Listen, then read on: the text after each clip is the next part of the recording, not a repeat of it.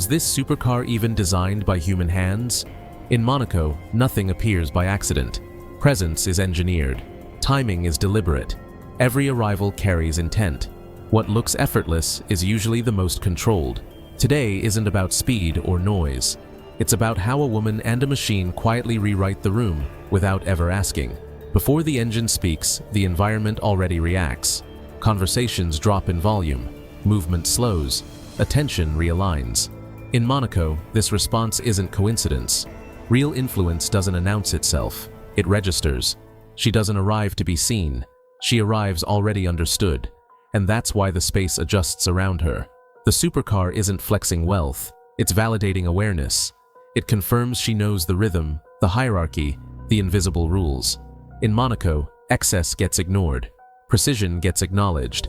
Many pass through. Very few are accepted without explanation. Acceptance means the environment recognizes you as native to it.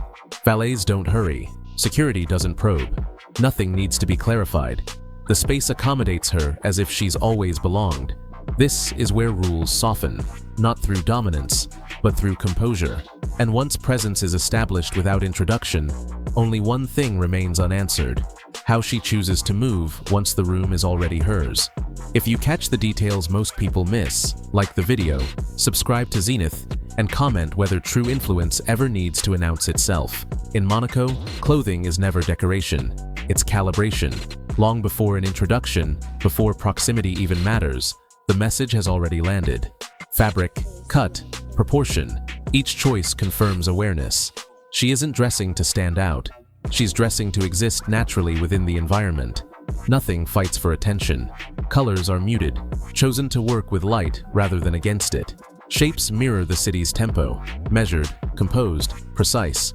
There's no excess because excess signals misunderstanding. What looks minimal to outsiders is intentional to those who know. Simplicity here is a language, not a shortcut. Every detail reflects timing, context, and restraint.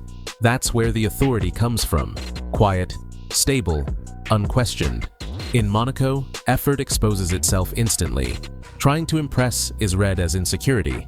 Understanding, on the other hand, moves unnoticed. Her appearance removes resistance. Spaces don't challenge her presence. Interactions remain smooth, controlled, efficient. Fashion at this level doesn't demand attention, it regulates it. And once her presence is fully aligned, the balance shifts naturally to the next instrument of control, the supercar, and the access it silently unlocks.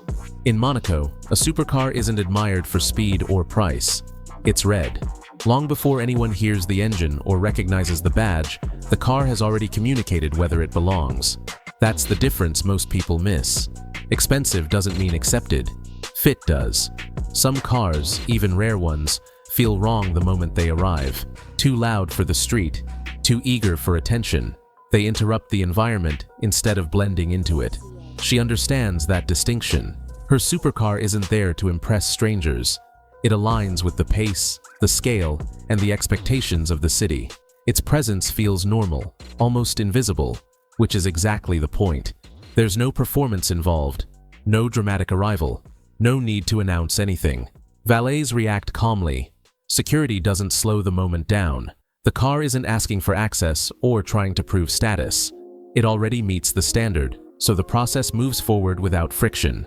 From the outside, this looks effortless. But it's not luck, it's awareness.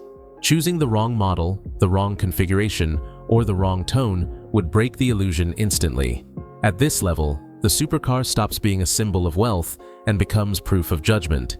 And once that judgment is recognized, the car fades into the background. What matters next isn't what she drives, but how freely she moves now that nothing needs to be explained. In Monaco, speed doesn't prove anything. Control does. The real signal isn't acceleration, it's decision-making. How long she waits, when she moves, when she doesn't. Those choices say more than horsepower ever could. She doesn't drive like she's trying to get somewhere. She drives like time is already on her side. The car stays calm, not aggressive. It fits the flow instead of cutting through it. No sudden inputs, no wasted motion. The street isn't something she reacts to. It's something she reads. That's where authority shows up here. Not through dominance, but through synchronization. Cars around her adjust without realizing it. People hesitate, then move. Nothing dramatic happens, yet the pattern changes. The city reorganizes subtly, without instruction. This is the difference most people never notice. Anyone can own a powerful car. Almost no one understands how to move inside power without disrupting it. Knowing when to slow down, when to hold space, and when to disappear matters more than standing out. And the most revealing part isn't the attention she gets. It's the systems responding automatically. Valets step in without discussion. Security disengages just as quickly. Doors open on timing alone. That reaction isn't politeness. It's recognition. In Monaco, attracting eyes is common. Triggering coordination is rare. That only happens when the environment already knows who you are. In Monaco, acceptance isn't decided in the moment. It's built over time. The city doesn't react to one appearance. It reacts to patterns. How someone behaves repeatedly. How often they disrupt things. How often they don't. Monaco isn't impressed by newcomers. It doesn't care about fresh money, loud engines, or forced presence. This city has seen everything already. Billionaires, royalty, icons, legends. None of it shakes the foundation. What matters here is how seamlessly you move through the system. No hesitation, no disruption, no performance. The streets don't pause for excitement. They pause for alignment. The architecture stays calm. The rhythm stays tight.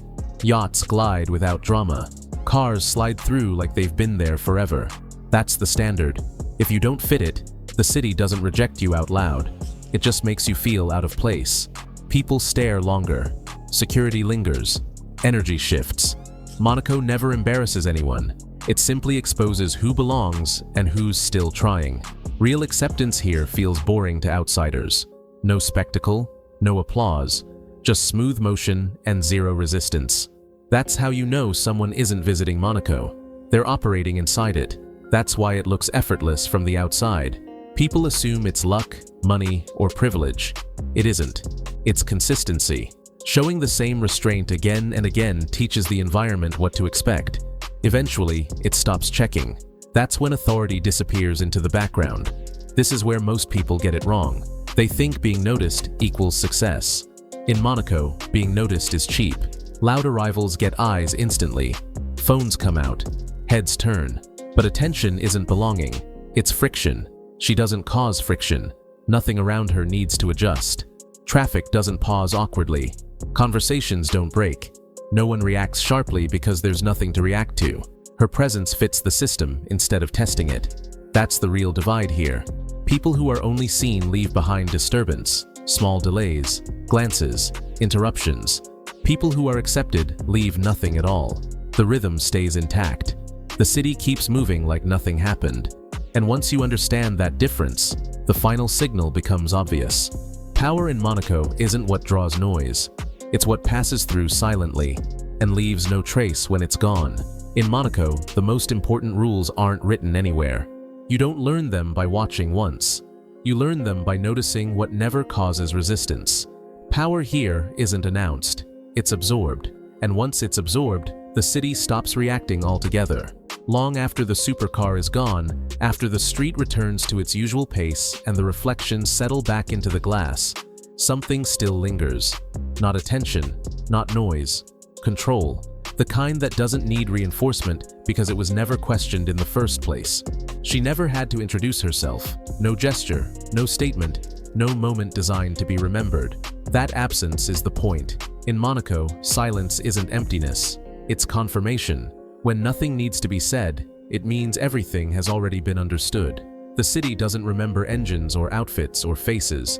It remembers equilibrium, how cleanly someone moved through the system without disturbing it, how little correction was required, how naturally everything stayed in place while they passed through. This is power at its most refined. Nothing is pushed. Nothing is negotiated. Presence, movement, timing, restraint, all reinforcing the same signal without repetition. People who depend on noise eventually wear themselves out here. The ones who operate quietly recalibrate the environment instead. What's dangerous about this kind of power is how invisible it becomes. The rules shift, but no one can point to the moment it happened. Access feels natural. Cooperation feels automatic. By the time anyone notices, the standard has already changed. And when the street finally settles, when everything looks normal again, there's a question hiding beneath the calm. If true power leaves no trace, how often does it pass by unnoticed? That's how Monaco works. Not through enforcement, but familiarity. Through presence, restraint, and repetition, she and her supercar don't challenge the system. They become part of it. Nothing is rushed. Nothing is proven. Everything is already known. That's the real takeaway. In Monaco, power isn't loud, fast, or desperate to be seen. It's quiet, repeatable, and already accounted for. The people who matter don't announce themselves. They pass through without friction and leave the system unchanged. If this perspective made you notice details you usually miss, like the video, subscribe to Zenith, and comment what you think real power actually looks like.